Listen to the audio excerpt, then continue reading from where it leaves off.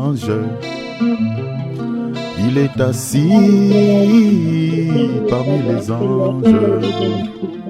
Il rayonne comme le soleil. Il rayonne comme la lune.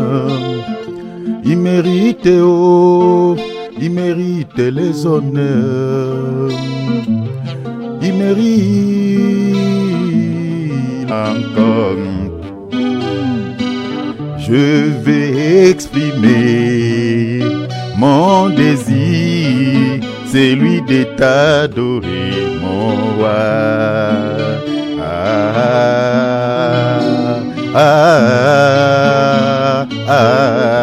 Je vais exprimer mon désir, celui de t'adorer, mon roi.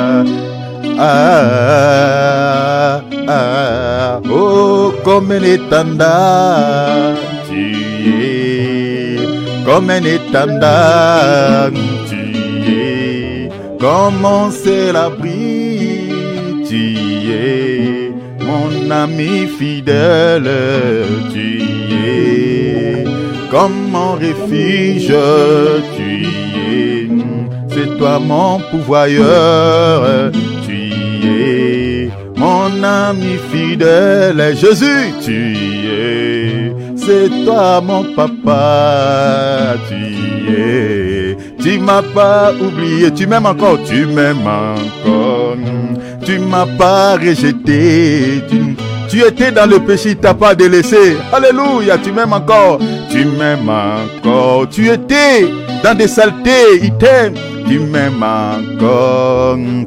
Il t'a aimé comme cela, tu m'aimes encore, malgré ton caractère difficile, il t'aime, tu m'aimes encore, malgré quelques faiblesses que tu as encore, il m'aime encore, il t'aime, alléluia, tu m'aimes encore, tu m'as pas refusé, tu m'aimes encore, tu m'as pas abandonné, tu m'aimes encore, tu m'as pas repoussé, tu m'aimes encore, tu m'as pas abandonné, tu m'aimes encore, tu m'as pas oublié, tu m'aimes encore, tu m'as pas oublié, tu m'aimes encore, tu m'as pas repoussé, tu m'aimes encore, tu m'as pas repoussé, tu m'aimes encore, tu m'as pas abandonné, alléluia, tu m'as pas abandonné,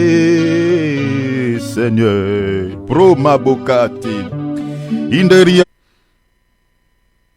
Nous prions un Dieu, mes bien-aimés, où nous les connaissons qu'en partie. Mais on les connaîtra dans sa totalité le jour où nous serons auprès de lui.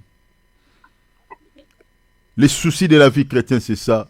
Parce que nous prions un Dieu que nous connaissons en partie, comme déclare la parole. Et cette partie-là que nous ne connaissons pas, la partie qui est encore restée cachée pour nous, c'est la partie où quand on marche avec Dieu, on ne comprend pas souvent dans la vie chrétienne. On se demande, on dit, est-ce qu'il est avec moi ou il n'est pas avec moi? Ça, c'est la partie cachée de Dieu. Demandez cela à Dieu. Parce que notre salut, mes bien-aimés, en dépend de ces 4 clés qu'on avait partagées ici. La persévérance, la vie de justice, la foi, la vie de sacrifice. Ces 4 clés, mes bien-aimés, c'est ça ce qui nous aidera énormément. C'est ça ce qui nous aidera à se tenir bon jusqu'au retour du Seigneur Jésus-Christ et s'il tarde à venir jusqu'au soir de nos vies. Rappelez-vous dans Luc chapitre 21, dans les versets 36, 34, 36, il dit « Attention avec l'excès de manger et du boire, de peur que vos cœurs s'apesantisent. » Il dit « Veillez et priez, afin de pouvoir faire face contre toutes ces choses mauvaises qui arriveront. et de paraître debout à l'avènement du Fils de l'homme. Vous comprenez que le Seigneur nous invite à jeûner. Il veut que nous puissions mener une vie de jeûne. Il dit attention avec le manger et le boire. Cela va créer une sorte de pesanteur au niveau de vos âmes, au niveau de l'âme. Parce que quand on mange, on jeûne, pas mes bien-aimés, ça crée le sommeil spirituel. C'est ça ce qui donne naissance au sommeil spirituel. Et c'est difficile aussi quand on n'a pas une vie de prière équilibrée, quand on n'a pas une vie de jeûne, c'est difficile aussi de pouvoir se tenir debout quand il y a des vents et marées, quand il y a des tempêtes, quand il y a des moments, il y a des épreuves, il y a des difficultés de la vie chrétienne, c'est difficile de résister. Nous avons besoin de ces choses. Chers enfants de Dieu, prie le Seigneur, que le Seigneur puisse t'aider de pouvoir habiter ces 4 clés dans ton cœur. La justice, c'est-à-dire la vie de sainteté, la vie de sanctification, la crainte de son nom. La foi, que tu gardes la foi, que les choses vont ou ne marchent pas, que tu gardes la foi, restez fidèle à Jésus. L'apôtre Paul dit, rien ne peut me séparer de l'amour de Christ. Il dit, ni les choses présentes, ni les choses à venir, ni les dominations, ni les autorités, rien, ni la souffrance, ni la mort. C'est-à-dire, avec Jésus, mes bien-aimés, advienne que pourra, que les choses marchent ou ne marchent pas, il reste notre Père, il reste notre Seigneur. L'alliance que nous avons conclue avec le Seigneur, ce n'est pas pour les choses de ce monde, mais c'est pour les saluts éternels. Il peut régler quelques soucis que nous avons quant à la chair, mais la mission vraiment que le Seigneur, qui avait poussé le Seigneur Jésus-Christ de descendre sur la terre, mourir sur une croix, accepter la substitution à notre place, ce n'était pas d'abord pour que nous recevions, voilà, tout ce qui est terrestre, que nous soyons riches, que voilà, nous devenions je ne sais pas quoi sur la terre. Non. Le but principal, c'était d'abord le salut éternel. Jean chapitre 3, verset 16. Car Dieu a tant aimé, il a donné son Fils. Pourquoi? Afin que quiconque croit ne meure pas, mais qu'il ait, la Bible dit, la vie éternelle. Qu'il n'ait pas la vie terrestre. Qu'il n'ait pas, voilà, les mariages, tout ce que vous connaissez dans ce monde, les travaux, tout ça. Non. Le but principal, c'était, Jésus était mort sur la croix pour que nous recevions la vie éternelle. Point barre. Mais il ajoute quelque chose qui est attaché à cette promesse, cette merveilleuse promesse, qui est le salut. Il dit aussi, cherchez premièrement le royaume des cieux. Ainsi, je vous accorderai aussi toutes choses par-dessus tout. Voilà, tout ce qui vous inquiète, tout ce que vous en avez besoin, voilà, les guérisons physiques, les travails, voilà, tout ce que nous en avons besoin quant à la chair. Le Seigneur aussi, il dit, je verrai aussi comment je vais régler aussi tous ces soucis. Mais le primo, c'est d'abord le salut. C'est d'abord le salut de l'âme. Si tu perds le salut de l'âme, mon bien-aimé, même si le Seigneur te donne toutes les richesses de ce monde, tu n'as rien fait. La Bible dit que sert-tu à un homme de gagner le monde s'il perd son âme, s'il perd le salut?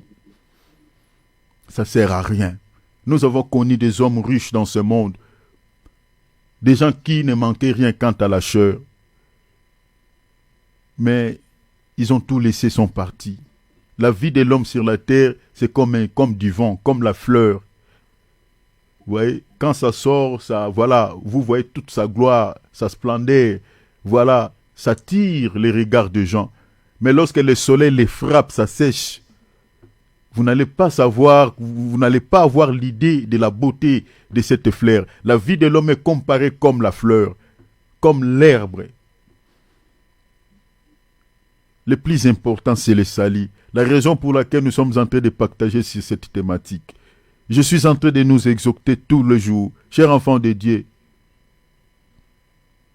attachons-nous à Jésus par la crainte. Gardons la foi, la persévérance et menons une vie de discipline. Abandonnons toutes les raisons charnelles. Abandonnons tout ce qui peut mettre un frein dans votre vie spirituelle. Personne ne connaît le jour de son départ tel que nous sommes là. Si le Seigneur tarde à venir, mes bien-aimés, selon les prophéties bibliques, mais l'enlèvement peut intervenir aussi d'une autre manière, c'est-à-dire par la mort physique. Là, Jésus est revenu pour toi. Donc nous ne connaissons pas les jours. Nous devons toujours se tenir prêts. Ce n'est pas pour nous faire peur, mais je suis en train de nous exhorter. Nous ne sommes pas, mes bien-aimés, des éternels quant à la chair. Un jour, nous allons se séparer avec cette chair. Mais tout ce que nous devons mettre dans notre esprit, préparer nos cœurs. Et si le Seigneur nous donne une longue vie, gloire à Dieu, et qu'il revient et nous trouve vivants, chers enfants de Dieu, que nous partions avec tous les saints qui partiront à l'enlèvement. Sur ce, nous avons besoin de ces 4 clés. La vie de sainteté, travailler les faiblesses que tu as, la foi, abandonne l'incrédulité, le doute, toutes les questions qui sèment le doute dans ton cœur à ce qui concerne la parole du Seigneur. Mettez-les de côté, crois comme un enfant. La Bible dit le royaume des cieux est semblable à ceux qui sont devenus comme des petits enfants. Un enfant il ne pose pas trop de questions, il accepte tout, il croit tout. Crois comme un petit enfant. Je ne dis pas de croire aux mensonges, mais si tu sais que les serviteurs qui vous prêchent la parole, c'est vraiment un serviteur de Dieu. Tout ce qu'il vous enseigne, c'est justifié dans les Écritures. Crois, ne doute pas. Abandonnez les philosophies, tous les raisonnements philosophiques. Abandonnez tout ça. Nous allons demander l'aide, s'il vous plaît. Ce sujet me tient beaucoup à cœur. Nous allons demander l'aide de Dieu. Que le Seigneur travaille nos cœurs, que le Seigneur travaille nos foi, qu'il nous donne tous ces 4 clés pour que nous ne rations pas l'enlèvement. Prions s'il vous plaît au nom de Jésus. Papa est mon seul amour, mon amour dans ta maison. Je vais chanter à chaque saison, car je t'aime avec raison. Toi la vraie bénédiction, pour la vie je t'appartiens. Ma demeure sur ta main. Tu m'amènes dans ton jardin, je m'enivre sans fin. Plus rien ne peut combler le vide d'un cœur assoiffé. T'aimer encore. Jésus, l'amour de ma vie.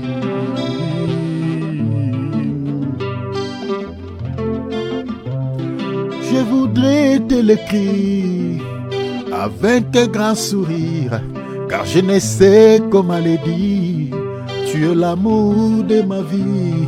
Non, jamais je peux me taire face à tout ce que tu sais faire.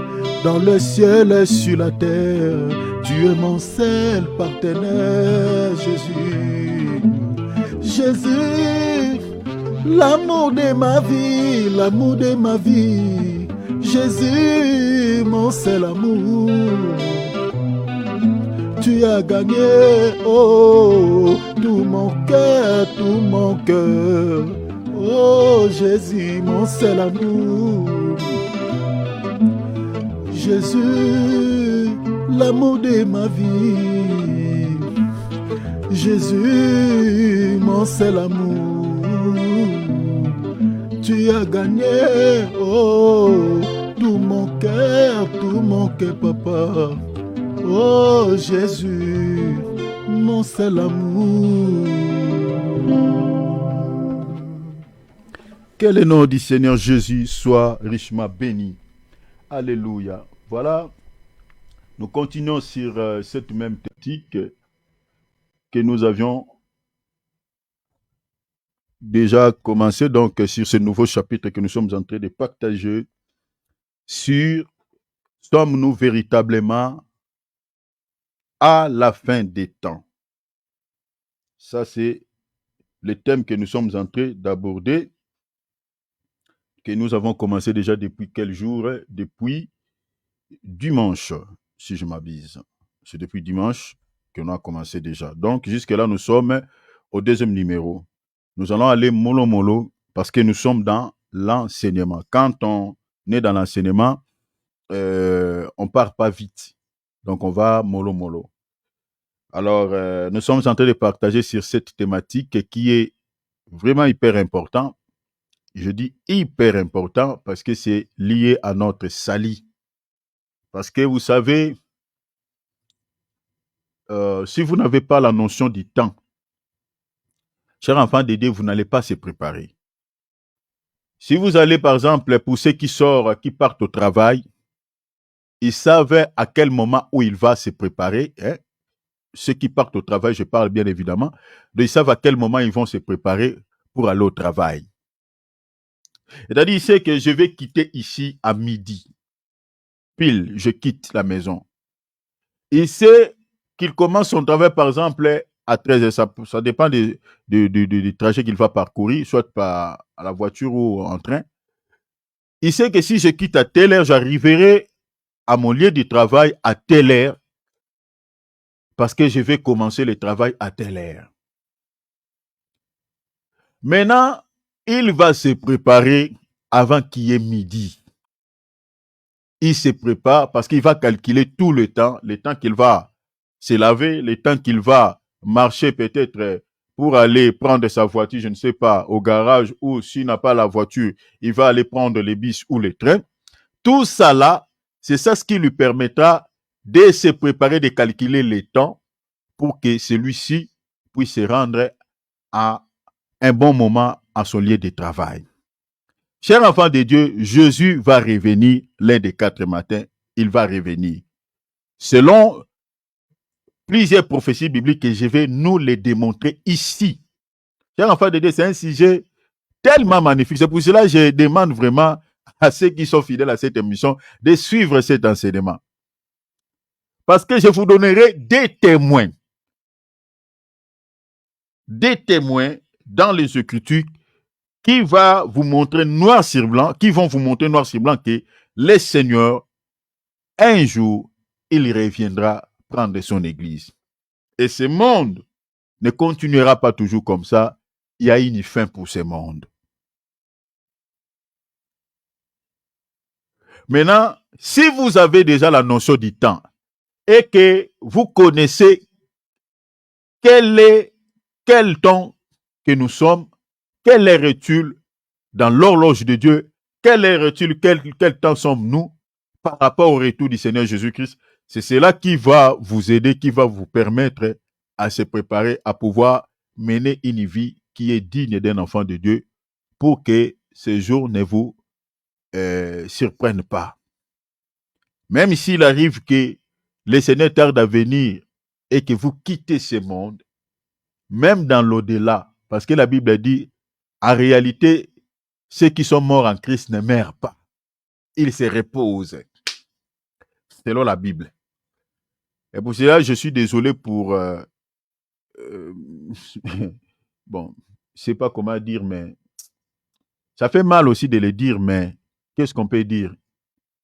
Pour les gens qui disent, par exemple, que ton âme repose en paix. Quelqu'un qui n'était pas dans le Seigneur, qui n'a jamais connu Christ, qui s'en foutait des choses de Dieu, m'ont dit que ton âme repose en paix. Une personne qui est morte sans connaître Christ dans sa vie, son âme ne se repose pas en paix. Attends, on va lire une écriture.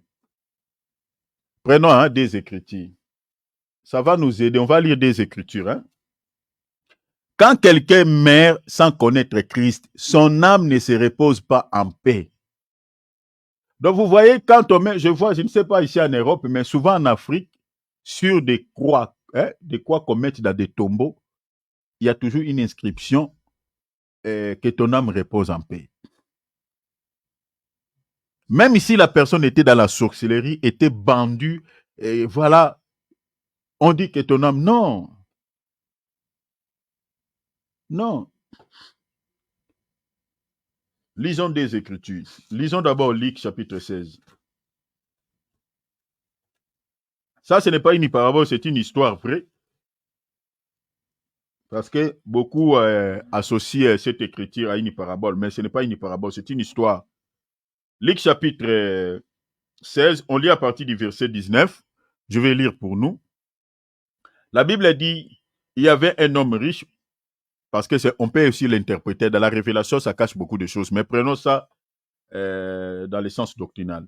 Il y avait un homme riche qui était vêtu de pourpre et de fin lin, et qui chaque jour menait plutôt joyeuse et une brillante vie, pardon. Verset 20. Un pauvre nommé Lazare était couché à sa porte, couvert d'ulcères, et désirait de se rassasier de miettes qui tombaient de la table du riche. Même les chiens venaient encore lécher ses ulcères. Verset 22. Le pauvre mourut et il fut porté par les anges dans les seins d'Abraham. Le riche mourut aussi et il fit ensevelir. Vous voyez ici, pour les riches, on ne dit pas il est fit emporté par les anges. On dit il fit ensevelir. Mais pour Lazare, on dit il fit transporter par les anges. Donc un chrétien, quand tu le meurs, c'est les anges qui viennent récupérer son âme. Mais ici, quand un païen meurt, la Bible ici ne nous révèle pas qui viennent récupérer son âme. C'est pour cela que vous allez voir qu'il y a certaines personnes, leurs âmes sont en errance. Hein. Ah, on l'avait vu dans tel endroit, ah, il est à Paris comme ça, tout ça. Les gens qui meurent sans Christ, en tout cas, je crois qu'un jour, on en parlera de cette réalité. Mais un enfant de Dieu, la Bible dit c'est les anges qui viennent. Maintenant, regardez la suite. Verset 23. Dans les séjours des morts, il leva les yeux. Qui leva les yeux? Les riches qui étaient ensevelis. Il leva les yeux, tandis qu'il était en proie au tourment. Vous voyez?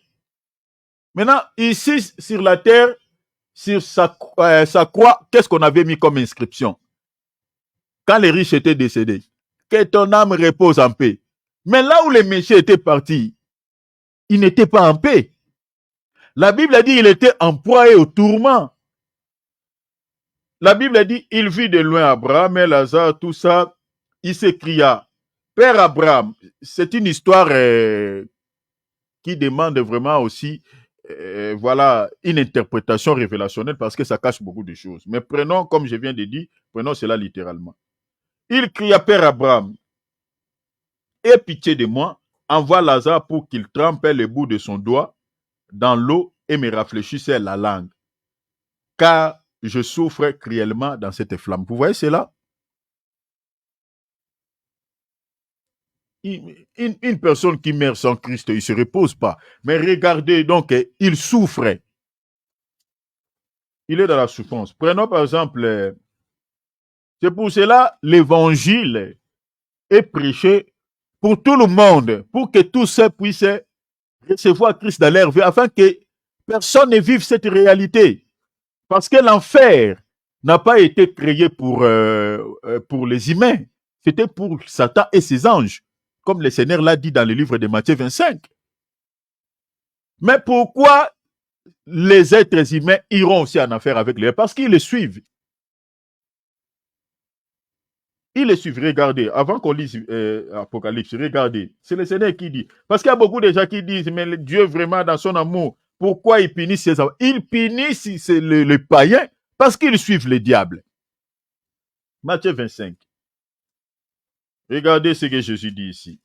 L'enfer, Dieu n'a pas créé l'enfer, tout ça, le séjour des morts pour punir voilà les chrétiens, tout ça, plutôt les païens, les gens qui ne le connaissent pas, mais c'était pour punir les diables.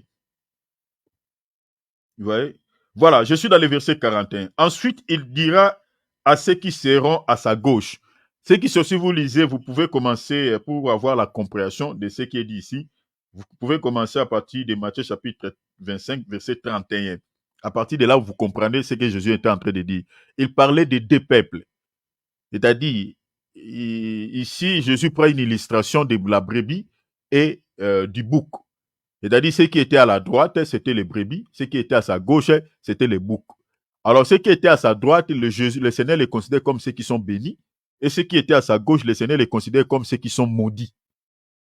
Pourquoi? Le bouc, c'est un animal qui était sacrifié pour les péchés. Donc, le bouc, c'est la nature du péché. Donc, quand vous voyez les boucs, donc le bouc, c'est le péché. Vous voyez, c'est le péché. La nature de celui qui est dans le péché. La brebis, c'est la nature de celui qui est dans une vie de sainteté. Alors, les boucs, on les place à gauche et les brebis, c'est à droite. Maintenant, ici, la Bible dit, à la fin, il dira à ceux qui sont à sa gauche, retirez-vous de moi, maudits. Allez dans le feu éternel qui a été préparé pour les diables et pour ses anges. Vous voyez? Donc, le feu a été préparé pour les diables et les anges qu'il avait suivis dans son égarement. Mais ici, le Seigneur est en train de dire que vous aussi allez là-bas parce que le feu n'a pas été préparé pour vous, mais a été préparé pour le diable et ses anges. Mais puisque vous l'avez suivi, allez là-bas. Donc, une personne qui ne connaît pas Christ, de telles vérités dans peu des églises, peu des églises en parlent. Peu des églises. Parce que ce sont des vérités souvent que beaucoup de chrétiens, je peux dire, ou de gens n'aiment pas vraiment entendre. Mais c'est la vérité. Cher enfant de Dieu, si on vous cache la vérité, vous ne serez jamais sauvé. Ça peut faire mal, mais c'est ça la vérité. Du moins, vous êtes informé, du moins, tu sais. Parce qu'aujourd'hui, la majorité des prédications, surtout quand on entre sur Internet, vous allez voir des thèmes du genre, voilà, 4 secrets de bonheur, voilà, des messages qui caressent toujours au sens du poil, qui ne touchent que la chair. Mais des messages qui touchent vraiment l'âme. Je ne sais pas, ça, je parle selon moi, hein.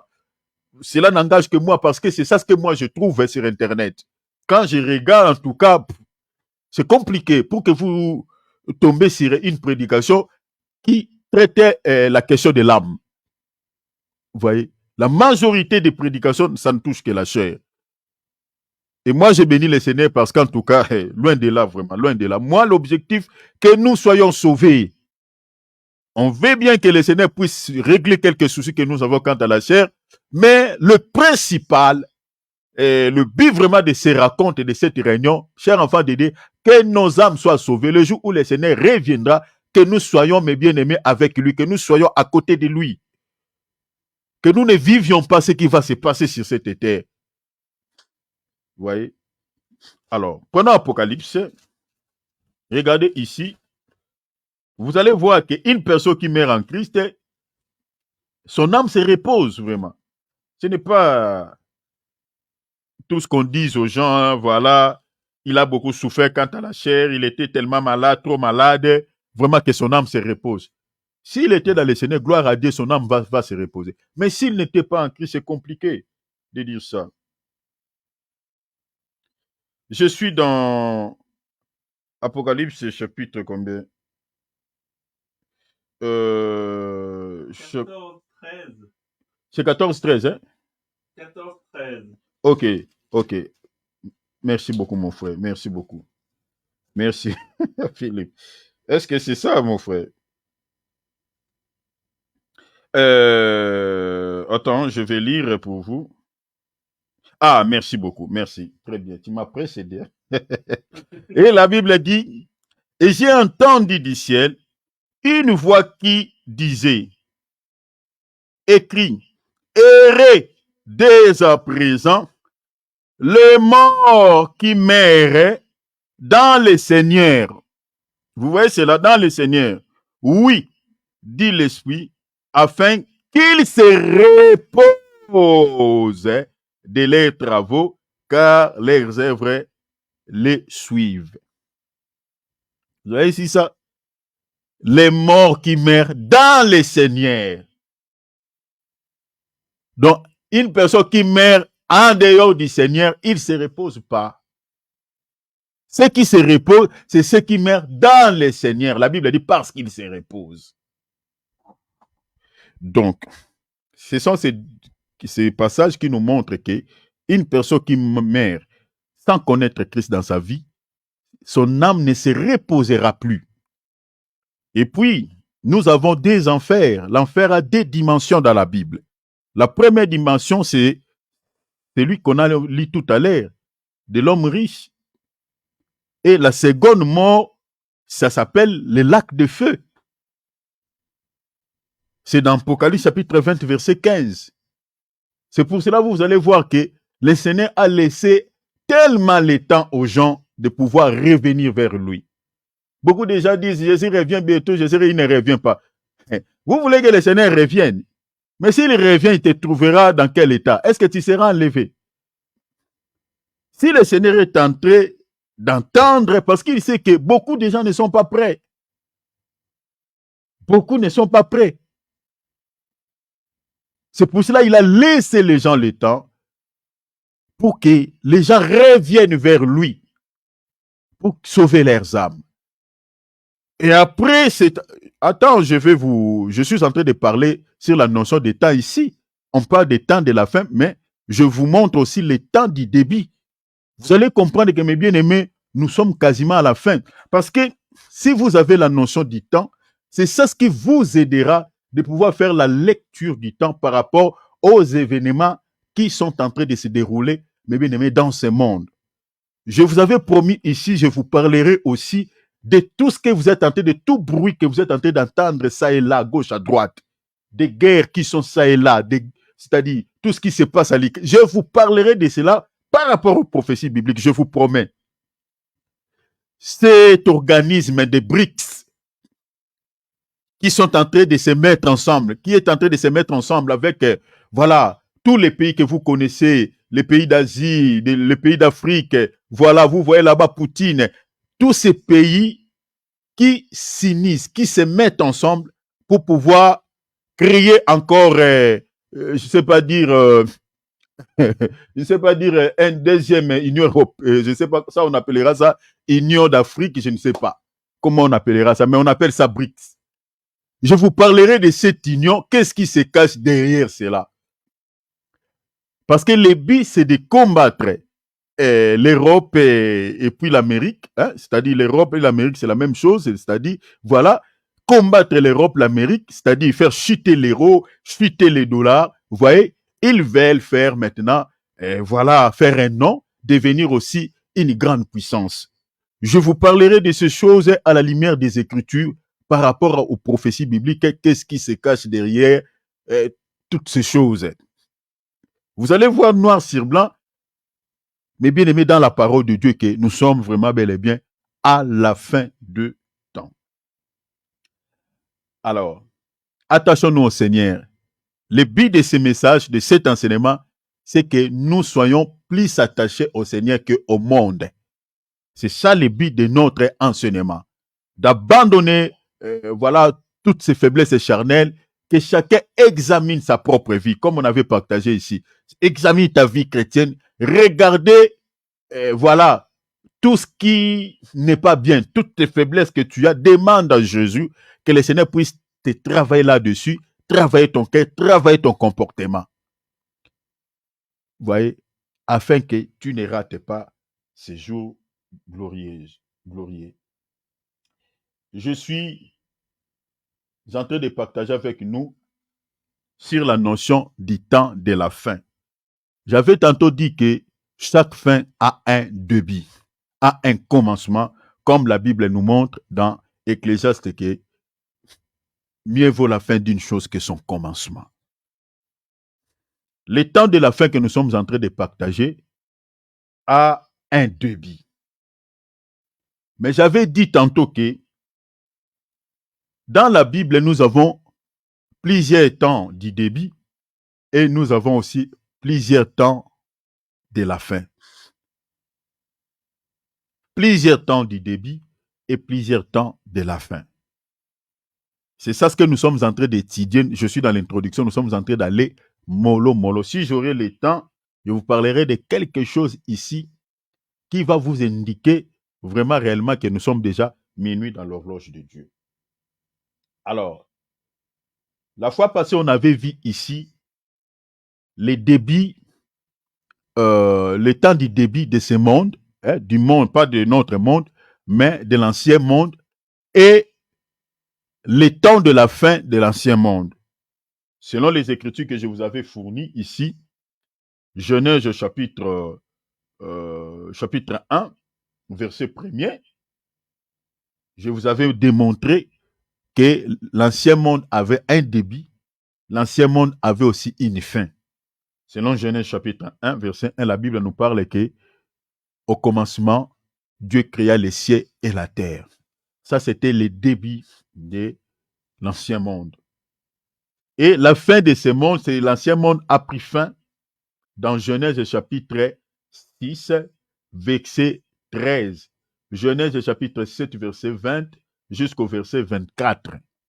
C'est là où Dieu avait mis une fin à l'ancien monde. J'avais expliqué pourquoi Dieu avait mis fin à l'ancien monde. Pourquoi Dieu avait mis une fin à ce monde. Parce qu'il y avait du mal, parce qu'il y avait des péchés. Dieu a dit par la bouche de son... s'adressait plutôt à son prophète Noé que la fin de toute chair est arrêtée. Il a dit ça dans sa bouche, la fin. Pourquoi Dieu avait mis une fin? À cause du mal, à cause du péché qui était dans ce monde-là. Les gens ne connaissaient pas Dieu, les gens ne voulaient pas suivre Dieu, les gens ne voulaient pas marcher dans la crainte de notre Seigneur. J'avais ajouté quelques témoins dans les Écritures, quelques passages bibliques, où nous avions vu tous ensemble ici que malgré Noé était le prédicateur de ces temps-là, le prédicateur de la justice, malgré pendant les temps où Noé, parce que la Bible dit, vous savez, Dieu est amour, cher enfant de Dieu. Quand Dieu vient pour juger un peuple, Dieu ne juge pas directement. Dieu, il est toujours un Dieu compatissant, comme je viens de vous dire, comme le monde auquel nous vivons. Dieu accorde le temps. Attends, on va lire quelques écritures. Dieu est un Dieu qui est vraiment compatissant.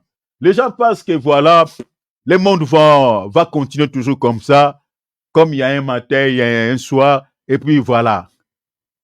Le temps que le Seigneur donne à ce monde, le Seigneur, le temps qu'il est en train d'accorder aux gens de ce monde, c'est pour que les gens se repentent de leurs péchés, que les gens se repentent de leurs mauvaises voies, de revenir vers lui. Mais le monde auquel nous vivons, commençant par nos dirigeants, ne comprennent pas cela.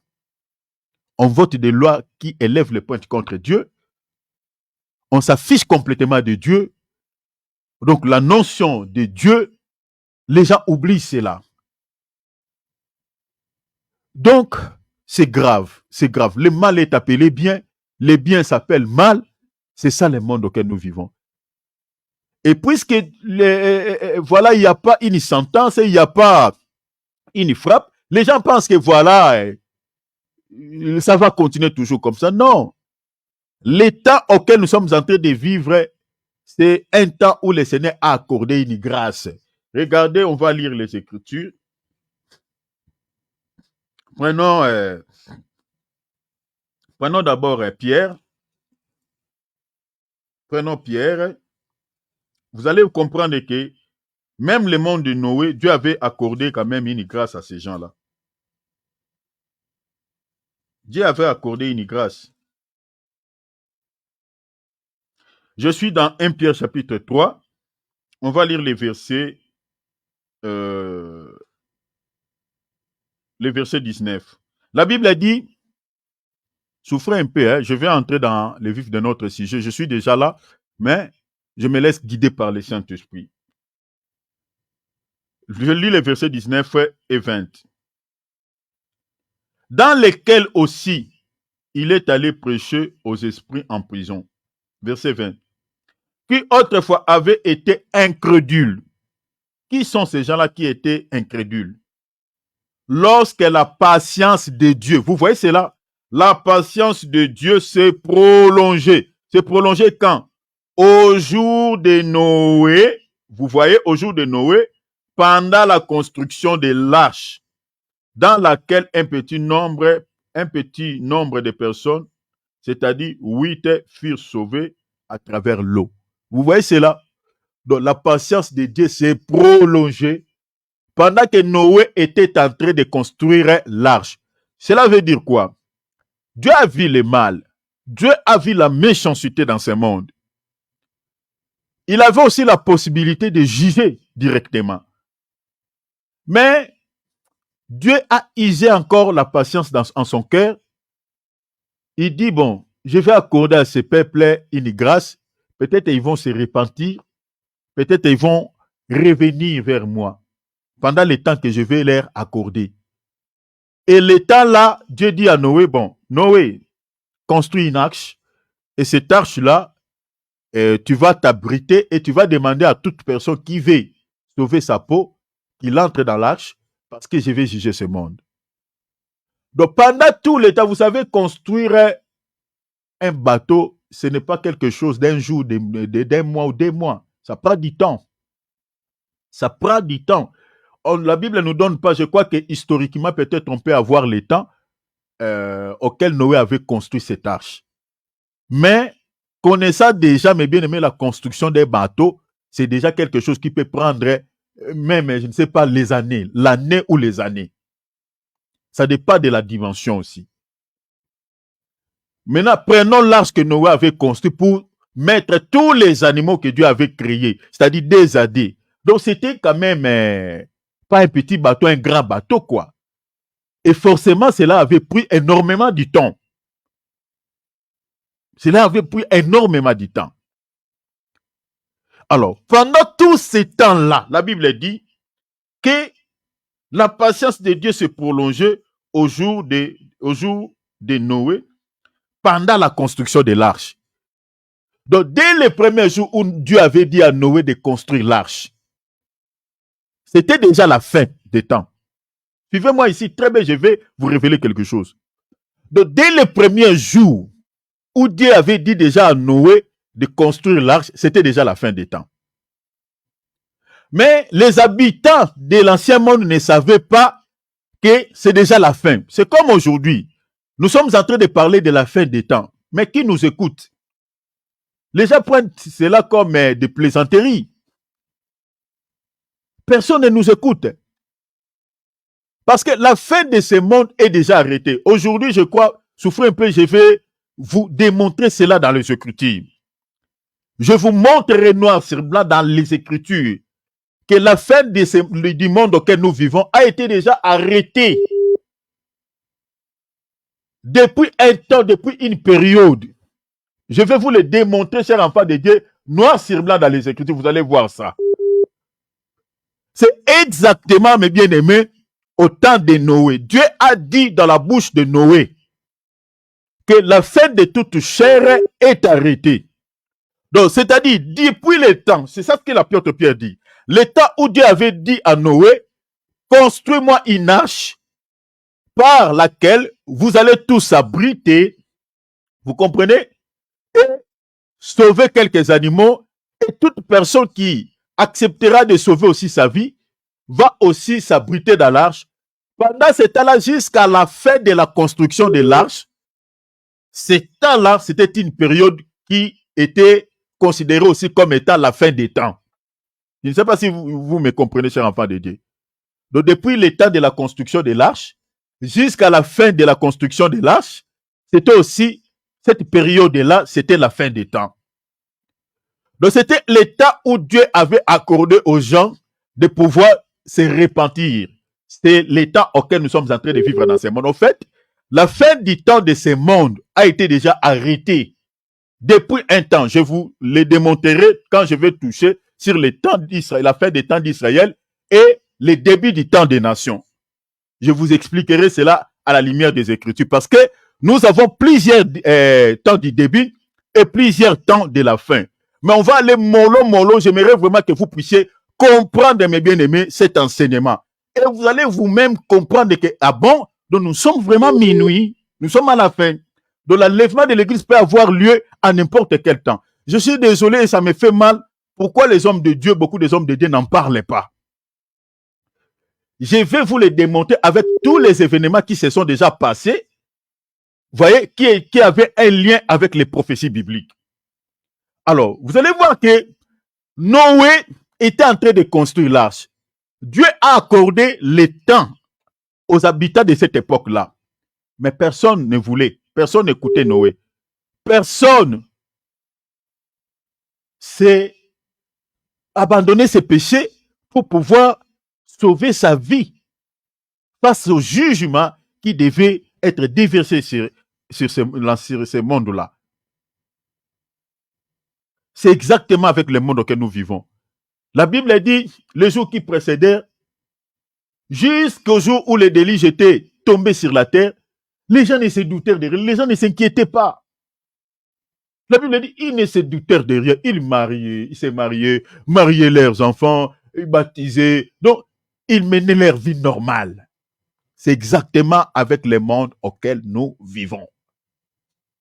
La Bible dit dans Luc, je crois, chapitre 17, ce qui arriva au temps de Noé arrivera pareillement au temps de l'avènement du Fils de l'homme. Vous voyez cela? Donc, c'est-à-dire, ce qui arriva au temps de Noé, c'était quoi? Quand on voit les comportements des gens de cette époque-là et le comportement des gens de notre époque, vous allez voir que c'est pareil. C'est pour ça que le Seigneur dit, ce qui arriva au temps de Noé arrivera pareillement à l'avènement du Fils de l'homme. Ce qui arriva au temps de Lot arrivera de même à l'avènement du Fils de l'homme. Lot est allé informer même ses gendres. Mais ces gendres, ils ont pris les paroles de Job et de Lot plutôt comme plaisanterie. Ils n'ont fait aucun cas à cela. Mais qu'est-ce que les anges ils ont dit à Lot? Il dit, sors avec tes deux filles, laissez-les être brûlés. Au fait, le monde auquel nous vivons, c'est ça. Les gens ne veulent rien savoir au sujet du Seigneur, du Seigneur de gloire, qui a donné sa vie, il y a 2000 ans de cela à la croix, pour les sauver. Les gens ne veulent pas. Mais nous sommes en train de dire aux gens de ce monde, les temps, la fin des temps de ce monde est arrêtée. Chers enfants de Dieu, vraiment, je vais vous les montrer noir sur blanc dans les Écritures.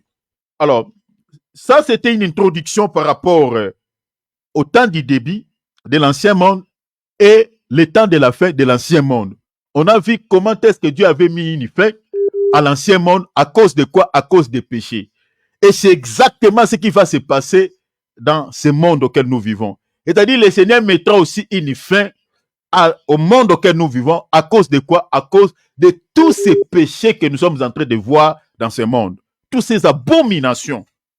Mais bien, mais quand vous voyez des choses qui étaient honte autrefois à nos yeux et qu'on commence maintenant à trouver cela normal. Mais bien aimé, sachez-le que nous sommes en train d'aller vraiment, parce que selon les prophéties bibliques, si vous lisez dans Genèse 15, le Seigneur dit, pour que le Seigneur puisse juger le pays d'Égypte, le Seigneur dit, il faut que les péchés des Amoréens atteignent son comble. C'était une prophétie qui avait un lien par rapport au monde auquel nous vivons. C'est-à-dire, avant que le Seigneur ne juge, il faut que les péchés atteignent le point culminant. Que ce qu'on n'a jamais vu, qu'on les voit et qu'on commence à me dire, ça aussi on a légalisé. On a légalisé. Vous savez déjà ce qu'on a légalisé, de péchés abominables. Ce qui était une honte autrefois. Aujourd'hui, ce n'est plus une honte. Aujourd'hui, c'est toi qui commences maintenant à critiquer ces gens qui vivent dans ce péché, à dire n'importe quoi. C'est toi qui auras peut-être honte si tu n'as pas l'Esprit de Dieu.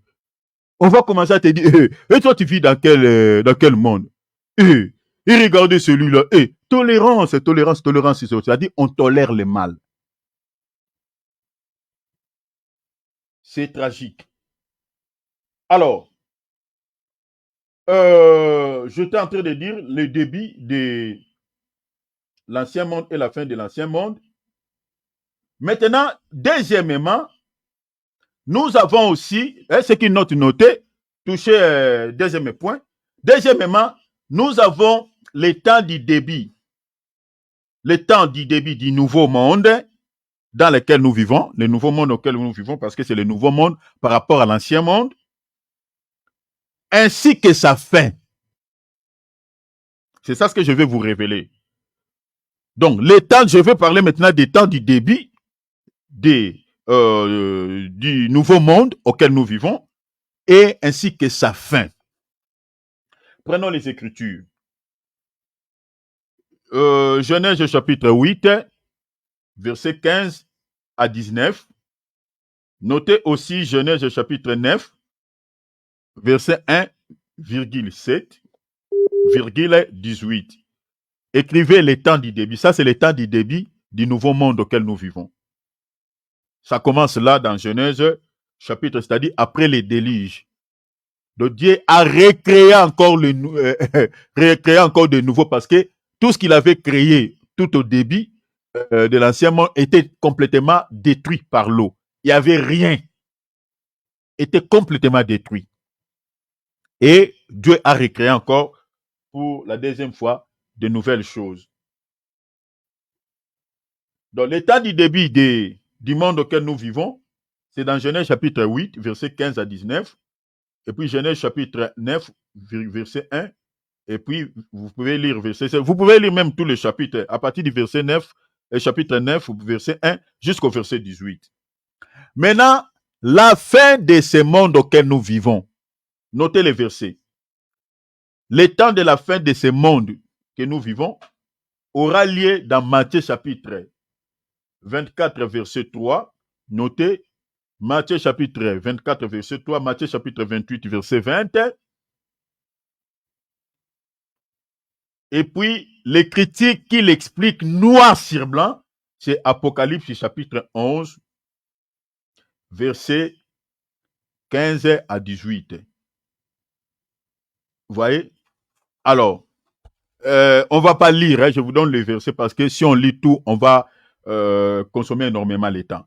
Je vous explique. Le temps du début de ce monde commence avec les 8 personnes qui étaient sauvées, c'est-à-dire Noé et ses enfants, ses fils et ses belles-filles. Donc Noé, y compris sa femme, parce que Noé était marié. Noé avec sa femme, ses 3 fils et ses 3 belles-filles. Ce sont ces 8 personnes par et que Dieu a inondé encore ce monde. Vous voyez, rempli encore ce monde. Donc, tout ce que nous voyons dans ce monde, que ce soit les arbres, tout ce que nous voyons, était complètement détruit par les déluges. Donc Dieu a recréé encore pour la deuxième fois tout ce que nous sommes en train de voir, des arbres, tout consort, des choses.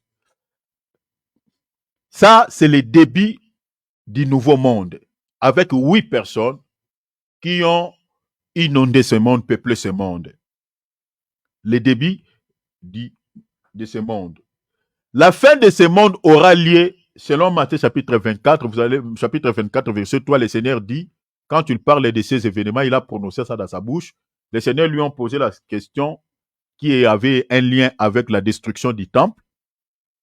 Le Seigneur dit, ils ont posé ils ont posé 3 questions. Il dit, dis-nous quel sera le signe, quand cela arrivera-t-il, c'est-à-dire la destruction du temple. Ils ont dit encore, quel sera le signe de ton avènement et la fin du monde. Vous voyez? Et le Seigneur commence maintenant à donner tout un enseignement sur l'eschatologie. Si vous lisez Matthieu chapitre 24, tous les chapitres, vous allez voir le Seigneur a donné pas mal de signes avant que la fin du monde intervienne. Il a donné les événements qui vont se dérouler avant que ce monde touche à sa fin. Si vous lisez encore dans Matthieu chapitre 28, verset 18, il dit aux apôtres, allez faire de toutes les nations des disciples, enseignez-leur tout ce que je vous ai prescrit, car je suis avec vous jusqu'à la fin du monde. Le Seigneur a dit la fin du monde. Vous voyez? Donc, le monde auquel nous vivons a une fin. Vous comprenez? Il a dit ça dans sa bouche. Je suis avec vous jusqu'à la fin du monde. Donc, ceux qui pensent que le monde va continuer toujours comme ça, mes bien-aimés, ils se trompent. Ils se trompent. Jésus a dit que ce monde auquel nous vivons a une fin. Comme ce monde, comme il a un début, il a aussi une fin. Vous voyez? Le début, je vous ai dit, Genèse 8, verset 15 à 19. Ça, c'est le début du nouveau monde, le monde auquel nous vivons. Et le Seigneur dit que ce monde ne va pas continuer toujours comme ça, être dirigé avec tous ces dirigeants corrompus que nous avons. Vous voyez? Ne va pas continuer comme ça, à une fin. Maintenant, la fin de ce monde se trouve dans la Bible, se trouve dans les livres d'Apocalypse, comme je vous ai dit, chapitre 11, verset 15 à 18. Là, la Bible nous montre que le royaume de ce monde, on ne dit pas le royaume des cieux, le royaume du monde sera remis à Christ. Ça sera au dernier son de la trompette, au 7e son de la trompette.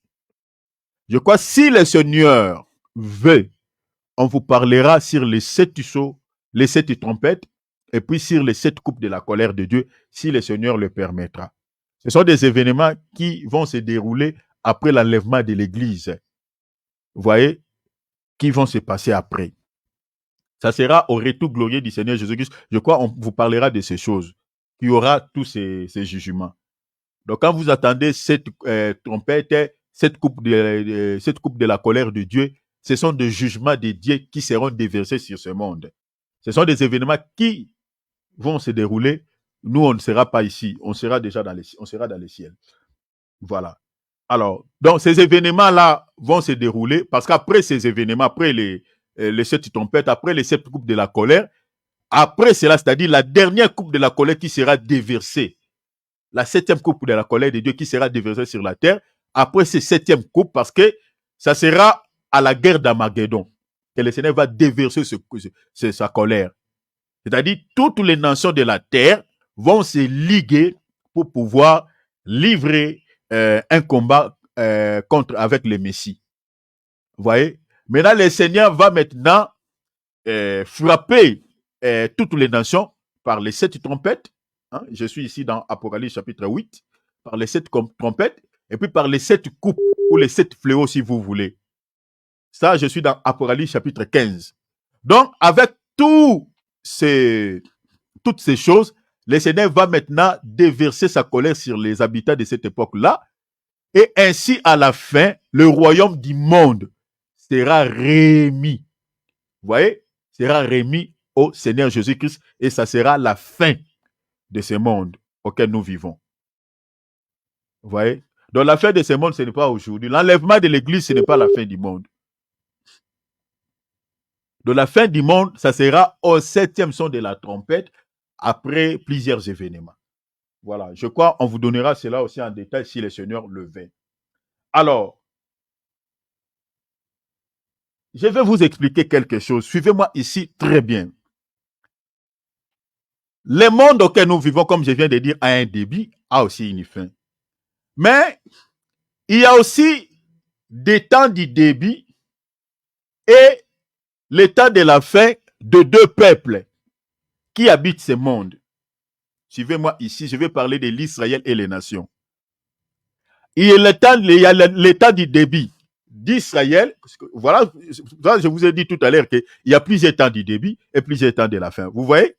Donc nous avons parlé d'abord le temps du début de l'ancien monde et le temps de la fin de l'ancien monde. Pourquoi Dieu avait mis une fin à l'ancien monde et le temps du début de ce monde auquel nous vivons et ainsi que sa fin aussi. Parce que si vous voulez, Dieu mettra fin à ce monde, mais bien aimé, comme il avait mis fin à l'ancien monde à cause du péché. À cause du péché. Dieu ne laisse jamais impunis les péchés ou les gens qui les commettent. Jamais. Vous lirez la Bible nulle part. Dieu dans la Bible juge toujours les péchés et les gens qui les commettent. Il condamne les péchés. Dans tous les péchés que vous voyez dans ce monde, les gens qui... Mais bien aimés, si les gens ne se repentent pas, je ne vous mens pas, je vous dis la vérité au nom du Seigneur Jésus-Christ, le Seigneur jugera les gens qui les commettent. Vous avez vu, dans l'état de Noé, Dieu n'a pas laissé impunis les gens qui commettaient ces péchés, même dans la vie de Sodome et Gomorrhe. Et ceux qui les font dans notre temps, le Seigneur va les laisser impunis. Non du tout.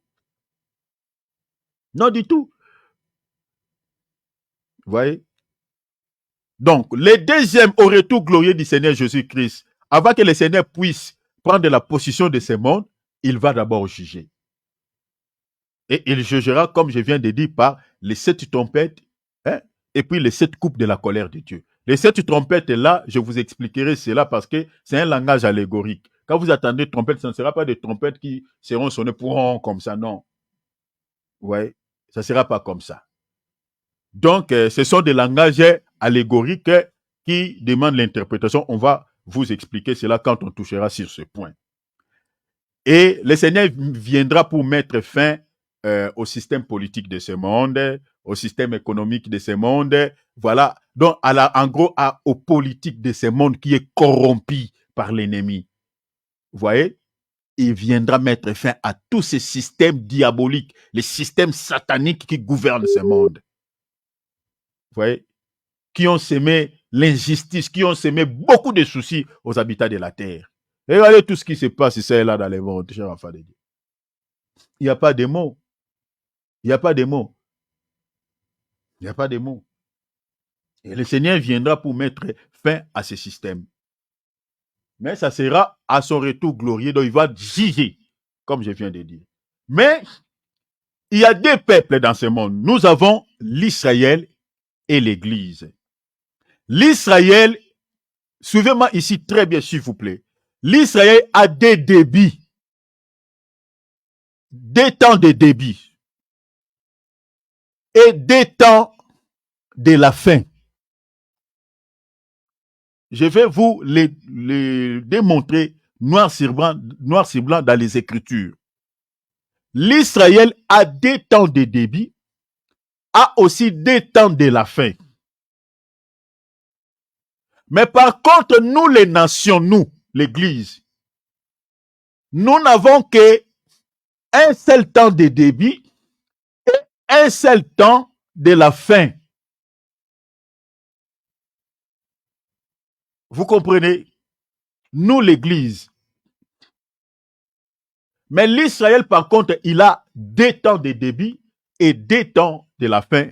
Mais nous, les nations ou l'Église, nous n'avons qu'un seul temps de débit et un seul temps de la fin. Suivez-moi ici, je vous ai dit que je suis en train d'aller petit à petit pour que vous compreniez.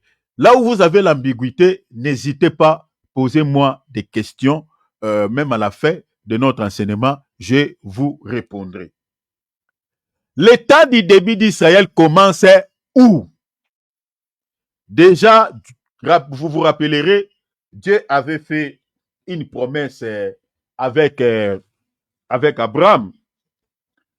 Il avait fait une promesse avec Abraham. J'aimerais qu'on lise d'abord ça. Je suis dans Genèse, chapitre 12, verset 1er, jusqu'au verset 3. Ici, vous allez voir que la promesse Dieu avait fait à Abraham, il dit, il avait fait la promesse à Abraham, le Seigneur disait quoi? J'aimerais qu'on lise, hein? J'aimerais qu'on lise. Lisons Genèse chapitre 12, verset. Comme je vous avais promis qu'on va beaucoup lire, donc souffrez. Je suis dans Genèse chapitre 12, verset 1er à 3. L'Éternel dit à Abraham, va-t'en de ton pays, de ta patrie et de la maison de ton père, dans les pays que je te dans les pays voilà que je te montrerai. Verset 2. Je ferai de toi une grande nation. On ne dit pas de grandes nations, une grande nation. Ici, il était question, la première promesse ici, c'était pour l'Israël. La grande nation dont le Seigneur parle ici, c'était par rapport à l'Israël. Je ferai de toi une grande nation, je te bénirai, je rendrai ton nom grand, et tu seras une source de bénédiction. Je bénirai ceux qui te béniront. Ça, c'est maintenant la deuxième promesse. Je maudirai ceux qui te maudiront.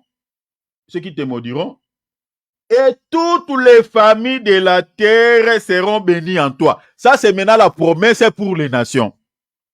On dit toutes les familles de la terre seront bénies en toi. Aujourd'hui, la bénédiction que nous avons, c'est la bénédiction d'Abraham. Parce que la Bible dit quoi? Ceux qui ont la foi sont fils d'Abraham. Vous voyez?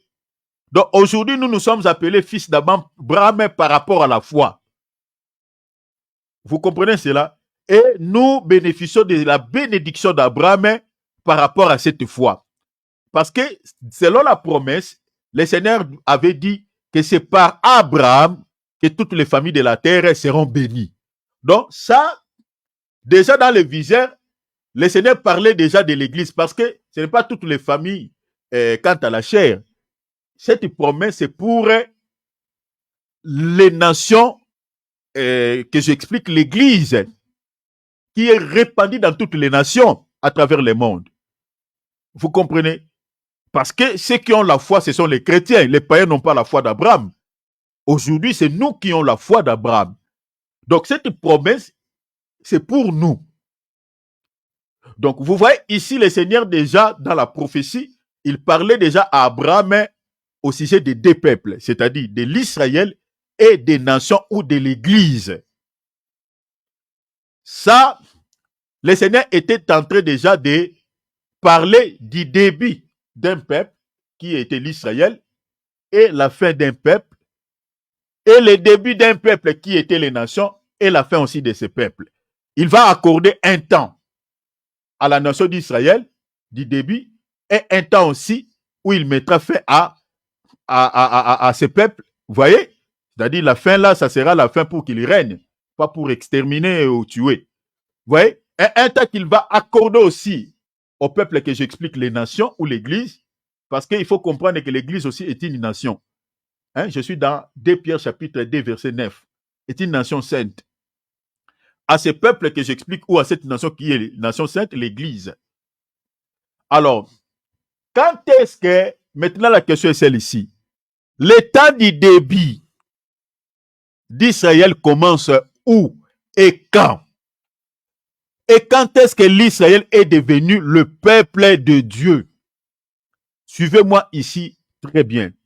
Parce que l'Israël, l'état du début d'Israël est inauguré au moment où l'Israël était considéré comme étant peuple de Dieu. C'est à ce moment-là que l'Israël, l'état du début d'Israël avait commencé. Quand l'Israël n'était pas considéré comme étant peuple de Dieu, l'état du début n'avait pas encore commencé. L'état du début commence du moment où l'Israël est considéré comme étant peuple de Dieu. Suivez-moi ici, on va lire quelques textes. Déjà, pour que vous compreniez, l'état du début d'Israël commence d'abord en Égypte. Parce que c'est en Égypte que l'Israël était devenu tout un peuple. Quand l'Israël était venu en Égypte pour la première fois, ils avaient suivi Joseph, ils n'étaient pas un peuple. Ils étaient juste une famille de quelques personnes, 70 comme ça, 70 personnes. Mais tout le temps que l'Israël était resté en Égypte, ils étaient devenus tout un peuple. Vous allez lire, par exemple, je vous donne l'écriture. Je vous donne l'écriture. Souffrez un peu, je cherche le passage. Si vous lisez, par exemple, Exode chapitre 3, lisez les versets 7, lisez les versets 9 à 10. C'est pour la première fois ici, quand Dieu appelle Moïse pour aller libérer les peuples. Pour la première fois, Dieu utilise dans sa bouche, appelle l'Israël comme étant son peuple. Pour la première fois, c'est ici. Nulle part vous trouverez dans la Bible Dieu considérer l'Israël comme étant son peuple. Non. Dieu considère l'Israël comme étant son peuple? C'est dans Exode chapitre 3 verset 7. Là, Dieu récupère l'Israël comme étant son peuple. Mais ce n'était pas de manière officielle, mais c'était de manière officieuse. Je m'explique. Pourquoi j'ai dit que ce n'était pas de manière officielle, mais c'était de manière officieuse? Parce que vous allez comprendre que l'Israël étant dans la captivité, de manière officielle, n'était pas devenu vraiment peuple de Dieu parce qu'il n'avait pas la loi de Dieu. Dieu n'avait pas encore conclu l'alliance avec eux. Vous comprenez? Mais Dieu, déjà dans sa préscience, étant en Égypte, appelait déjà l'Israël son peuple. L'Israël est devenu officiellement peuple de Dieu, c'était au mont Sinaï, dans le désert. Lorsque Dieu a traité l'alliance avec eux, lorsque Dieu les a donné ces commandements-là, je suis dans Genèse 19, vous pouvez lire le verset 1er jusqu'au verset 8, Genèse chapitre 20, lisez le verset 1er jusqu'au verset 17. J'aimerais qu'on lise quand même, hein, qu'on lise quand même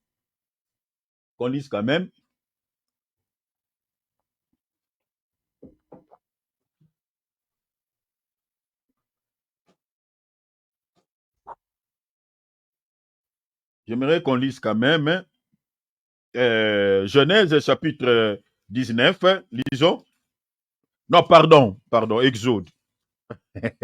Désolé. Exode 19, verset 1er à 8, et puis Exode 21 à 17. Désolé. Exode, hein. Nous sommes dans l'enseignement, donc on va mollo. Si on termine pas, on va s'arrêter. Exode 19. Vous savez, là où j'ai commencé, mes bien-aimés, vous allez comprendre, parce que je suis en train d'expliquer la fin des temps, pour que nous comprenions, est-ce que sommes-nous réellement à la fin des temps ou pas? Et la fin des temps explique quoi? Vous comprenez? C'est pour cela que je commence là. Je suis dans l'introduction. Et quand nous allons entrer dans la profondeur, mes bien-aimés, les écailles tomberont de vos yeux. Vous allez comprendre, ah bon? Je vais lier les temps auxquels nous sommes, mes bien-aimés, avec les prophéties bibliques, avec tous les événements qui se passent à travers le monde. Et pour cela, je dis, suivez-moi vraiment avec acuité, avec beaucoup d'attention. On parle du temps du début d'Israël, où Dieu a considéré l'Israël de manière officielle comme étant son peuple. C'était le temps du début. Je suis dans Exode chapitre 19, verset 1er. On va lire.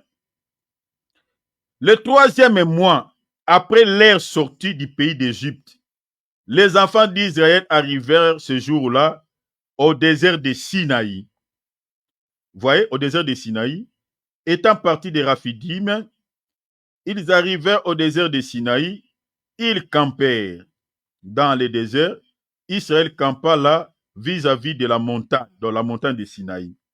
Moïse monta vers Dieu et l'Éternel l'appela du haut de la montagne en disant, tu parleras ainsi à la maison de Jacob et tu diras aux enfants d'Israël, vous avez vu ce que je fais en Égypte et comment je vous ai transporté sur les ailes d'aigle et amené vers moi.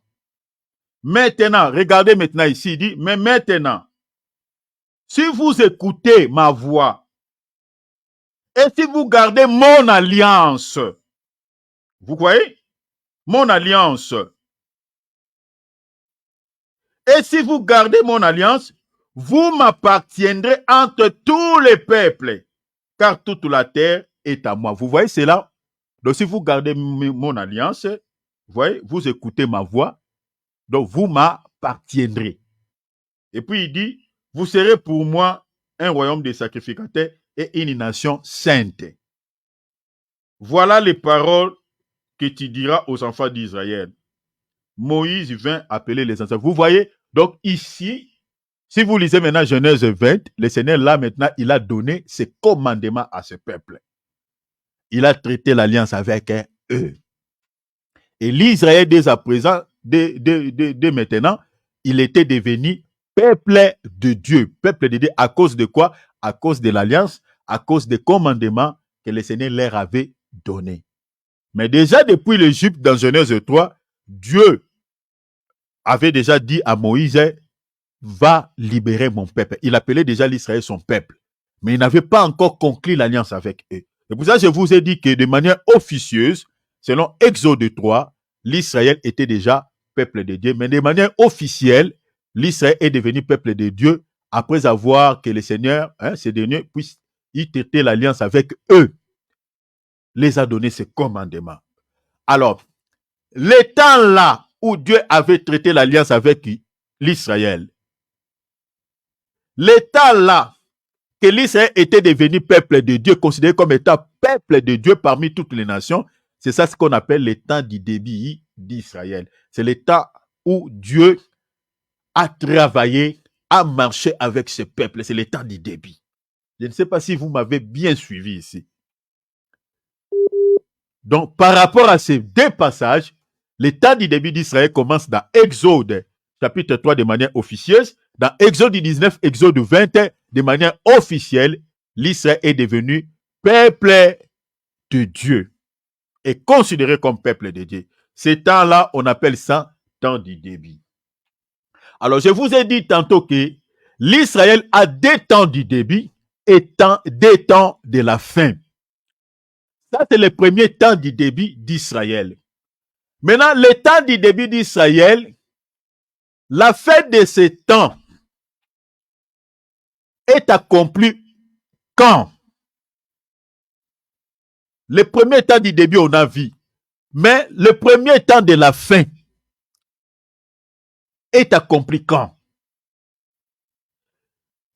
Si vous lisez par exemple, bon, avant que je touche Daniel, j'aimerais d'abord vous donner quelques textes pour que vous compreniez noir sur blanc que Dieu avait mis aussi une fin. Ça, c'est le premier temps de la fin d'Israël. Parce que l'Israël a des temps du début, comme je dis, et puis des temps de la fin. Prenons par exemple Jérémie, chapitre 25, verset 11, 12, 11 à 12. Et puis lisez aussi Jérémie, chapitre 29, verset 10. Et puis notez 2 Chroniques, chapitre 36, verset 11 à 21. Je réitère pour ceux qui écrivent.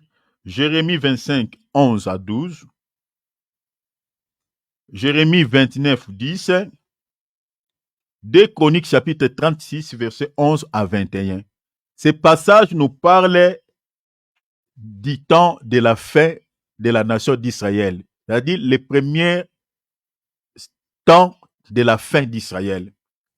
Le premier temps du début, je vous ai donné les Écritures, Exode 3, Exode 19, Exode 20. Maintenant, le temps de la fin du premier temps du début, c'est dans Jérémie 25, 11 à 12, Jérémie 29, 11, 29, 10, pardon, et puis 2 Chroniques, chapitre 36, verset 11 à 21. Soulignez ceci. Dieu mettrait toujours une fin pour que Dieu puisse marquer une fin en Israël. Dieu, la chose que Dieu faisait, c'était quoi? Il détruisait les temples. Je vous donnerai les Écritures ici, vous allez voir. On va lire 2 Chroniques tout à l'heure. C'est-à-dire, quand Dieu détruit les temples pour marquer la fin en Israël, Dieu, c'est comme ça toujours il a procédé. Il va détruire les temples. C'est-à-dire, quand on détruit les temples, il n'y aura plus les services. C'est-à-dire, Dieu brise l'alliance. C'est-à-dire, pas briser l'alliance, mais en fait, il n'y aura plus les services. Donc, Dieu est en colère. Il se sépare avec son peuple. Il abandonne ce peuple. Or, dans la Bible, le temple d'Israël a été deux fois de suite détruit. En Israël, le temple a été détruit 2 fois. La première fois, c'est dans 2 Chroniques, chapitre 36, verset 11 à 21. La première fois où le temple en Israël était détruit. La destruction de ce temple avait déjà marqué une fin des temps à la nation d'Israël. Mais c'était la première phase de la fin. La suite de la fin, je parle de la suite de la fin de la destruction des enfants d'Israël, ou l'état du début, ou l'état de la fin, ça commence après la naissance de Christ, et puis jusqu'à l'an 70, ou si vous voulez, parce qu'à l'an 70, c'était aussi une fin, parce que là, le temple encore pour la deuxième fois était détruit. Et le peuple était dispersé à travers le monde. Mais vers l'an 30, vers l'an 130, 135, l'Israël était complètement effacé. L'État d'Israël n'existait plus. Ça, c'était la fin des temps d'Israël, la première phase. Parce que la première phase, comme je viens de dire, a une suite. Vous voyez? A plusieurs phases, si vous voulez. Je vais m'expliquer, peut-être ça peut vous embrayer un tout petit peu. Je parlais des temps du début d'Israël, comme je viens de vous dire. Les temps du début, on en a deux. 2 temps du début. Le premier temps du début, du moment où l'Israël est devenu peuple de Dieu. Deuxième temps du début d'Israël, ça sera après le départ de l'Église, si vous voulez. C'est-à-dire, la grâce va retourner en Israël. Ça sera encore un nouveau temps du début pour l'Israël. Et la fin du temps, la fin des temps de ces débits, de ces deuxièmes débits, ça sera au retour glorieux du Seigneur Jésus-Christ, ou si vous voulez, à la fin du monde. Parce qu'au retour glorieux du Seigneur Jésus-Christ, le Seigneur viendra mettre fin au système de ce monde et il régnera sur son peuple. Donc, il mettra fin au temps, si vous voulez, au deuxième temps du débit et plutôt à la fin des temps, des deuxième temps du débit de la nation d'Israël. Et là, le Seigneur régnera sur son peuple et il va régner sur toute la terre. Je vous donnerai des textes et on va lire. Je sais que la prophétie, souvent, c'est un tout petit peu compliqué, mais vous allez comprendre avec les appuis bibliques. Je parlais du premier temps du débit, mais ce premier temps du débit a une fin. Et la fin, je vous ai dit, cette fin a plusieurs phases. Plusieurs phases. La première phase de la fin du premier temps du débit, c'était dans 2 Chroniques, chapitre 36, versets 11 à 21. La deuxième phase de la fin, la deuxième phase de la fin, parce qu'il y avait une suite. La deuxième phase, parce que je parlais que la première phase de la fin du temps, pour l'Israël, c'était dans 2 Chroniques, lorsqu'on avait détruit les premiers temples. La deuxième fin, la suite, c'est-à-dire la suite de la fin des temps de la nation d'Israël est accomplie à l'an 70 quand on avait détruit le deuxième temple. Quand on avait détruit le deuxième temple. Et à l'an 130, la nation d'Israël était complètement effacée. N'existait plus comme État. C'était vraiment totalement la fin des temps pour l'Israël. Alors, on va lire d'abord l'écriture. Je vous ai donné l'écriture, j'ai dit. Jérémie, si vous ne comprenez pas, vous pouvez m'écrire sur Zoom, plutôt sur WhatsApp. Je vais vous expliquer, même en particulier. J'ai donné l'écriture, j'ai dit, selon la prophétie de Jérémie, chapitre 25, verset 11 à 12, Jérémie avait prophétisé que l'Israël partira en captivité à Babylone. Et il sera en captivité pendant 70 ans ou, si vous voulez, 70 ans. Après 70 ans, Dieu va les ramener à sa terre. Même dans Jérémie 29, verset 10. Maintenant, dans 2 Chroniques, chapitre 36, verset 11 à 21, ce que Dieu avait dit dans la bouche de Jérémie, cette prophétie s'est accomplie. Lisons cela. 2 Chroniques, on va lire 2 Chroniques. 2 Chroniques, chapitre 36. On va lire les versets 11 à 21. Je lis. Sédécia avait 21 ans lorsqu'il devint roi. Il régna 11 ans à Jérusalem. Il fit ce qui est mal aux yeux de l'Éternel. Vous voyez, quand il y a toujours le péché, et le Seigneur, il vient pour juger. Il fit tout ce qui est mal aux yeux de l'Éternel. La Bible dit, il ne s'humilia point devant Jérémie, le prophète, qui parlait de la part de l'Éternel. Vous voyez cela? Alors la Bible dit quoi? Il se révolta même contre le roi Nebuchadnezzar, qu'il avait fait jurer par le nom de Dieu.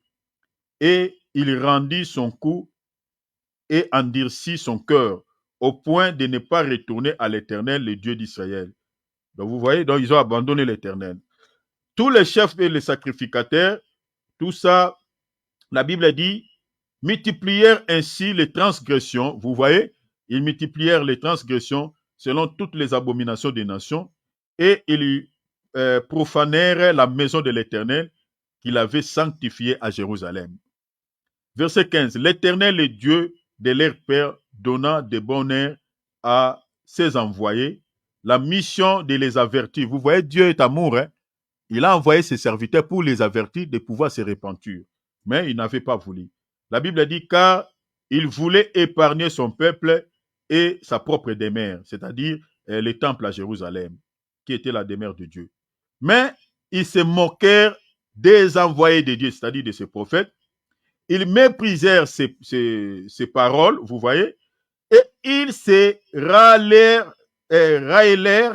de ses prophètes, jusqu'à ce que la colère de l'Éternel contre son peuple devint sans remède. Vous voyez cela? La colère devient sans remède. Alors l'Éternel a fait quoi? Fit monter contre eux les rois des Chaldéens, c'est-à-dire de Nebuchadnezzar de Babylone, et tua par l'épée leurs jeunes gens dans la quoi? Dans la maison de leur sanctuaire, c'est-à-dire dans les temples. Et la Bible dit, il n'épargna ni les jeunes hommes, ni les jeunes filles, ni les vieillards, ni l'homme aux cheveux blancs. Il livra tout entre ses mains. Regardez maintenant, Nebuchadnezzar emporta à Babylone tous les ustensiles de la maison de Dieu, grands et petits, les trésors de la maison de l'Éternel, et les trésors du roi et ses chefs. Verset 19. Ils brûlèrent la maison de Dieu. Vous voyez, donc les premiers temples étaient brûlés, étaient complètement détruits. Brûlèrent la maison de Dieu. Ils démolirent les murailles de Jérusalem. Ils livrèrent au feu tous ses palais et détruisirent tous les objets précieux. Donc, Jérusalem était complètement rasé.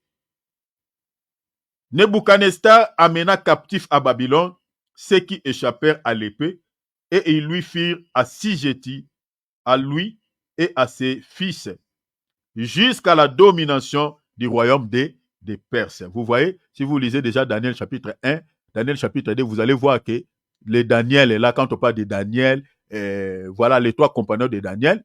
C'est à ce moment ici, quand on avait détruit pour la première fois les temples de Jérusalem, ils étaient transportés comme esclaves à Babylone. Alors, ici maintenant, regardez le verset 21, il dit, afin que s'accomplisse la parole de l'Éternel prononcée par la bouche de Jérémie jusqu'à ce que le pays jouit de ses Shabbats, il se reposa tout le temps qu'il fit dévaster jusqu'à l'accomplissement de 70 ans. Vous avez vu ça? On fait la longue lecture, mais c'est pour notre bien, pour que nous comprenions ce que nous sommes en train de partager. Donc, vous voyez ici, Dieu a détruit les temples. Il a détruit, c'est-à-dire quand Dieu détruit les temples, c'est-à-dire il a mis fin au service de l'Israël, était considéré comme peuple de Dieu, mais Dieu les a abandonnés. Il a mis fin au temps d'Israël. Il a accordé l'État maintenant à un autre peuple. Regardez-moi ici bien. Quand vous voyez la présence du royaume de l'empire babylonien, c'est-à-dire Nebuchadnezzar vient, il massacre ce peuple, il tue ce peuple. Mais bien aimé, ces mouvements-là, dans la prophétie, expliquent déjà les débuts des temps des nations. Parce qu'il faut comprendre que les temps que Dieu a accordé les nations, c'était depuis 2 Chroniques ici, chapitre 36, verset 11 à 21. Avec l'empire babylonien, c'est-à-dire l'état des nations commence avec l'empire babylonien, l'empire médo-perse, l'empire grec et l'empire romain. Et aujourd'hui, nous sommes en train de vivre, c'est l'empire romain renouvelé qui est tenté de dominer actuellement dans ce monde. Vous comprenez? Donc, nous vivons toujours les temps des nations. Je crois que j'ai consommé énormément les minutes. Accordez-moi juste 10 minutes, s'il vous plaît. Je sais que quand on partage sur l'enseignement, le temps passe vite. Donc, vous comprenez que le temps des nations a commencé depuis la destruction du premier temple. C'est là où le temps des nations a commencé avec l'empire babylonien. Donc, le temps des nations commence là et c'était la fin des temps pour la nation d'Israël. Mais cette fin des temps de la nation d'Israël, ça c'était la première phase. La deuxième phase de la fin de la nation d'Israël est accomplie à l'an 70 et puis l'Israël n'existait plus comme un État, a été effacé complètement à l'an 130 et si vous voulez même voir même à l'an 135, l'Israël était dispersé à travers les nations dans le monde, était effacé complètement comme un État. Ça, c'était la deuxième phase de la fin des temps pour l'Israël. Mais l'état des nations commence ici, avec l'Empire babylonien, lorsque le roi de Nebuchadnezzar avait détruit complètement les premiers temples. Vous voyez, il a détruit les premiers temples, il a détruit les murailles et il a amené en captivité les enfants d'Israël.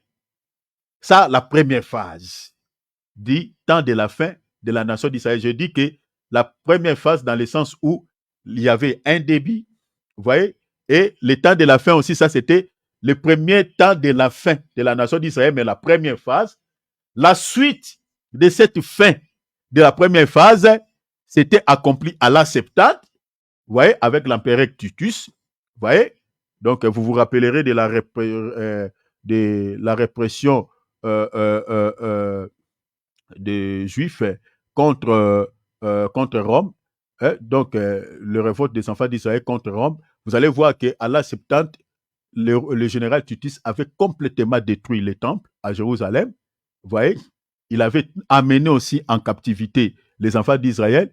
Donc, si vous suivez même, vous lisez l'histoire, ce sont les enfants d'Israël qui étaient amenés comme esclaves à Rome, qui avaient construit l'amphithéâtre qui est à Rome, qui fait beaucoup d'argent, quoi, qui fait aussi quelque chose de, je peux dire, des merveilles pour cette nation. Vous comprenez? Donc, l'Israël a été transporté, mais l'Israël a été complètement rasé, effacé à la 30. Ils étaient tous dispersés. Donc, ça, c'était la deuxième phase de la fin des temps d'Israël. Vous comprenez cela, la deuxième phase. C'est pour ça que je vous avais dit ici, il y a plusieurs débits, il y a aussi plusieurs fins. Maintenant, le deuxième temps du débit, je dis le deuxième temps du débit d'Israël, commence après le départ de l'Église. Quand l'Église part à l'enlèvement, ça c'est le débit, le deuxième temps du débit d'Israël. Et ce deuxième temps du débit aura comme fin au retour glorieux du Seigneur Jésus-Christ. Je ne sais pas si je me fais comprendre. Je sais que la prophétie, des fois, quand on l'explique, des fois, c'est un peu compliqué. C'est ça.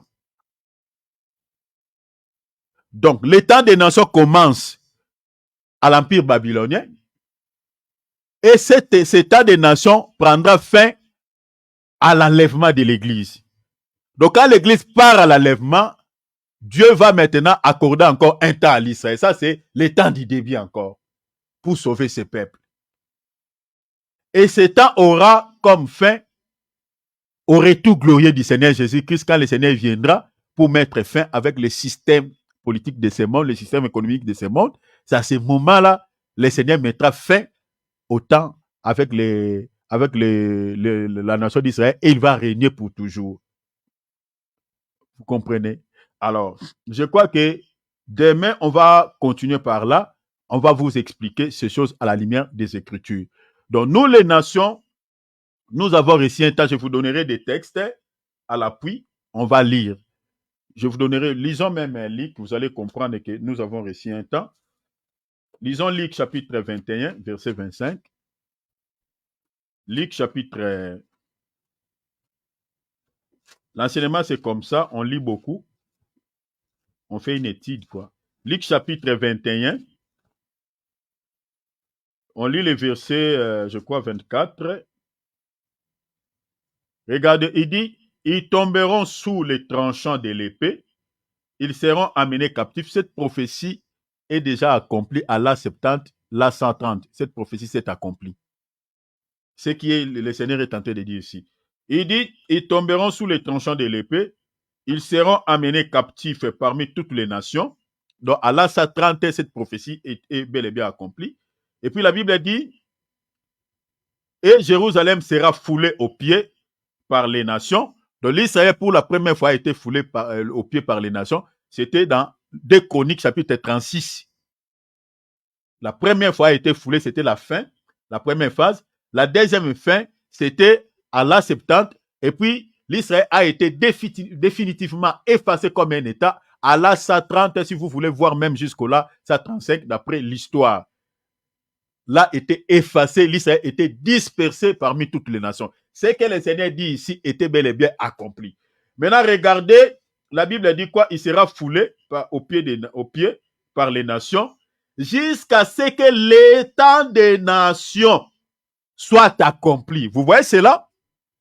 Vous comprenez? Donc nous les nations, nous avons reçu un temps. Le temps que nous avons, le temps là, le Seigneur nous a accordé ce temps depuis des chroniques, là où nous avons lu là, avec l'empire babylonien. C'est-à-dire le fait que Dieu avait déjà livré ce peuple entre les mains des nations, c'était le temps du début des nations. Vous voyez? Selon ce passage. Ça, c'était la fin des temps pour la nation d'Israël. La fin des temps. Du premier début du temps et le premier fin des temps pour la nation d'Israël, la première phase. Et la deuxième phase, c'était à l'an 70 jusqu'à l'an 130, l'Israël est effacé. Dieu a rejeté ce peuple. Vous voyez, a abandonné ce peuple. Et les nations, la Bible dit, ils ont reçu un temps. Maintenant, l'état des nations prendra fin, comme je viens de dire, jusqu'à l'enlèvement. C'est ça ce que nous allons étudier ici. C'est pour cela que j'ai mis comme sous-thème l'enlèvement. Donc les nations, là maintenant c'est la fin d'état des nations et ça sera l'état du début aussi pour l'Israël. Ça c'est le deuxième temps du début pour que le Seigneur puisse sauver ses peuples. Alors je crois que demain on va continuer sur cette thématique. On va lire. La prophétie c'est comme ça. Nous sommes en train de faire cette étude. Le but c'est quoi? Pour que nous comprenions les temps auxquels nous sommes en train de traverser dans ce monde. Toutes ces grandes lignes que je vous avais données, mes bien-aimés, veillez à cela parce que vous allez comprendre, chers enfants de Dieu, que nous sommes vraiment à la fin des temps. Alors, nous allons prier et demander au Seigneur que le Seigneur, vous voyez que nous avons réussi les temps.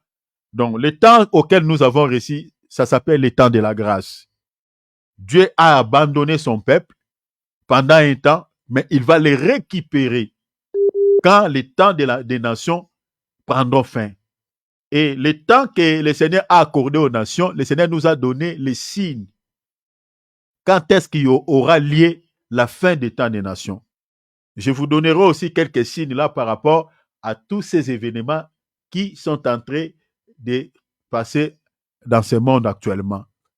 Vous allez comprendre que nous sommes vraiment à la fin. Prions le Seigneur qu'il nous aide à être fidèles à lui, à s'attacher à lui, à s'attacher à sa parole, et que le Seigneur vous donne aussi la sagesse et l'intelligence